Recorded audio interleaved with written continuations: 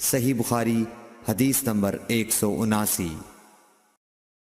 زید بن خالد نے حضرت عثمان بن عفان رضی اللہ تعالیٰ عنہ سے پوچھا کہ اگر کوئی شخص صحبت کرے اور منی نہ نکلے، فرمایا کہ وضو کرے جس طرح نماز کے لیے وضو کرتا ہے اور اپنے وضو کو دھو لے۔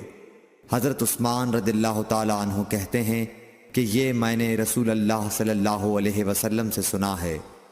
زید بن خالد کہتے ہیں کہ پھر میں نے اس کے بارے میں حضرت علی، زبید، طلحہ اور ابی بن کعب رضی اللہ عنہم سے دریافت کیا، سب نے اس شخص کے بارے میں یہی حکم دیا۔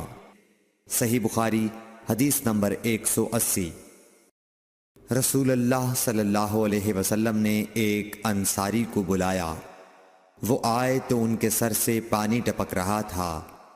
رسول کریم صلی اللہ علیہ وسلم نے فرمایا، شاید ہم نے تمہیں جلدی میں ڈال دیا۔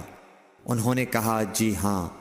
تب رسول اللہ صلی اللہ علیہ وسلم نے فرمایا کہ جب کوئی جلدی کا کام آ پڑے یا تمہیں انزال نہ ہو تو تم پر وضو ہے، غسل ضروری نہیں۔